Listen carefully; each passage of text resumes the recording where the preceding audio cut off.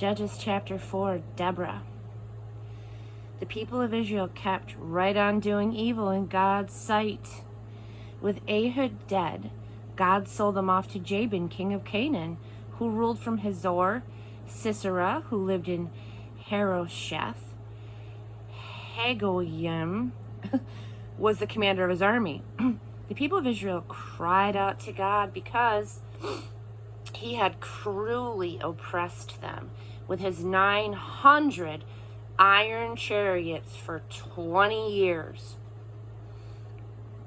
Deborah was a prophet, the wife of Lapidith. She was judge over Israel at that time.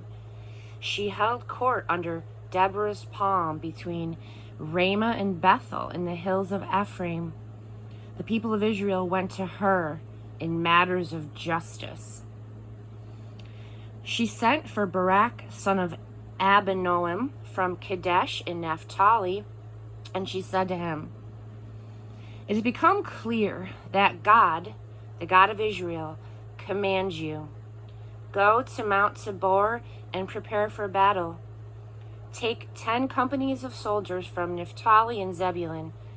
I'll take care of getting Sisera, the leader of Jabin's army, to the Kishon River with all of his chariots and troops, and I'll make sure that you win the battle."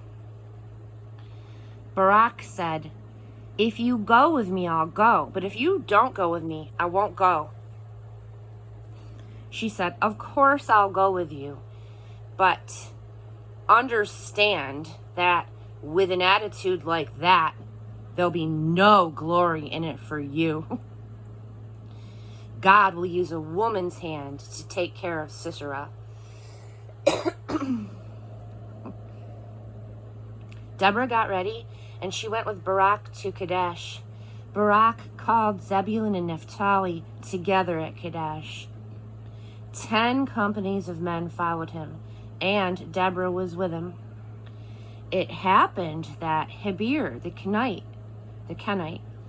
had parted company with the other Kenites, the descendants of Hobab, Moses' in-law. He was now living in Zananim Oak, near Kadesh. They told Sisera that Barak, son of Abinoam, had gone up to Mount Tabor. Sisera immediately called up all of his chariots to the Kishon River, 900 iron chariots, along with all of his troops who were with him at Harosheth Hagoyim.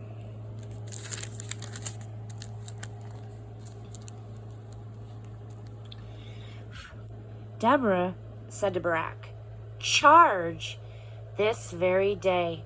God has given you victory over Sisera. Isn't God marching before you?" Barak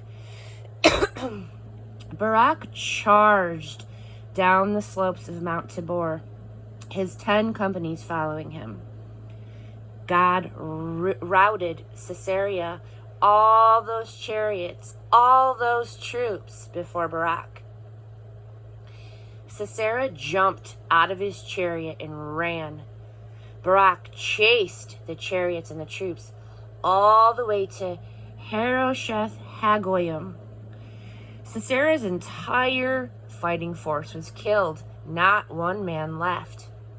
Meanwhile, Sisera, running for his life, headed for the tent of Jael, wife of Heber, the Kenite. Jabin, king of Hazor, and Heber, the Kenite, were on good terms with one another. Jael stepped out to meet Sisera and said, "Come in, sir. Stay here with me. Don't be afraid." So he went with her into her tent. She covered him with a blanket.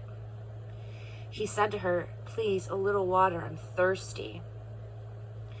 She opened up a bottle of milk, gave him a drink, and then covered him up again. He then said, "Stand at the tent flap.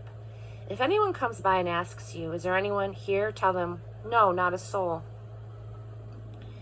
Then, while he was fast asleep from exhaustion, Jael, wife of Heber, took a tent peg and hammer, tiptoed toward him, and drove the tent peg through his temple and all the way into the ground. He convulsed and died. Barak arrived in pursuit of Sisera. Jael went out to greet him. She said, "Come, I'll show you the man that you're looking for." He went with her, and there he was, Sisera, stretched out, dead, with a tent peg through his temple. On that day, God subdued Jabin, king of Canaan, before the people of Israel. The people of Israel pressed harder and harder on Jabin, king of Canaan, until there was nothing left of him.